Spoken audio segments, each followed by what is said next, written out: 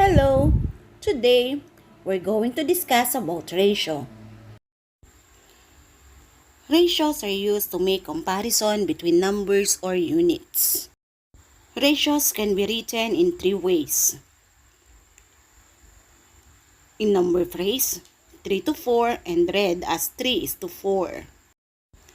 It can be written as fraction and read as 3/4. It can also be written in column form, which is the most common when we are dealing with ratio. So we use the column form and read as 3 to 4. Let's have an example. Doris cuts 2 squares for every 3 circles to make the sign. The ratio 2 to 3 compares the number of squares to the number of circles Doris cuts. So it means there are 2 squares for every 3 circles. We can write the expression in 2 to 3 in number phrase, 2 to 3 in colon, or we can also write it in fraction as 2/3. We have several activities for this lesson. For activity 1A, you're going to use colon form in writing the ratio. May I remind you that you should have the number for apple first before the strawberries. For activity 1B, you should write the ratio in fraction form. Just like this example.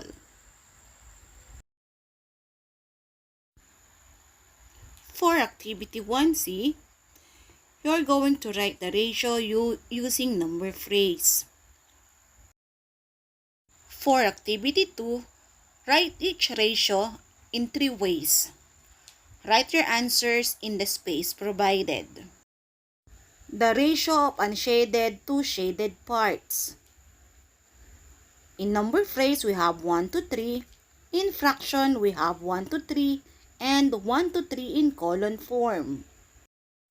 Take note that we have 3 shaded parts and 1 unshaded part. That's why our ratio is 1 to 3.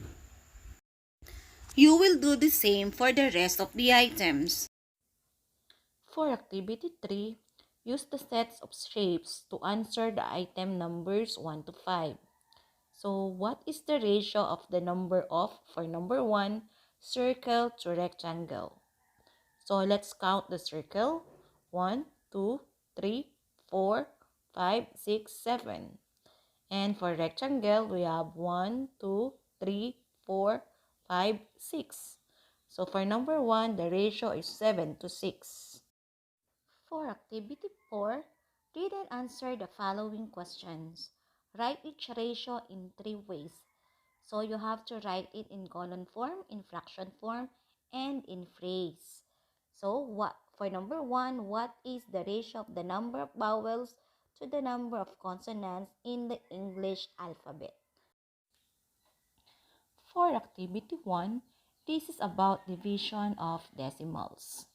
So you're going to answer the questions after each problem. For problem number 1, mother bought a 5-kilo watermelon for 147 pesos and 50 centavos. How much per kilo is the watermelon? For problem number 1, you will answer the question what is asked and what are given. You will do the same for problem number 2. For number 3, you will look for the equation or number sentence. Let's have number 2 for an example. Then for number 2, the number sentence is 678 and 70 hundredths divided by 8 equals n. You will do the same for number 4. For number 5 and 6, you have to show the solution because you have to get the answer for the problem. Don't forget to label your answer. And that's all for week 7. Happy learning!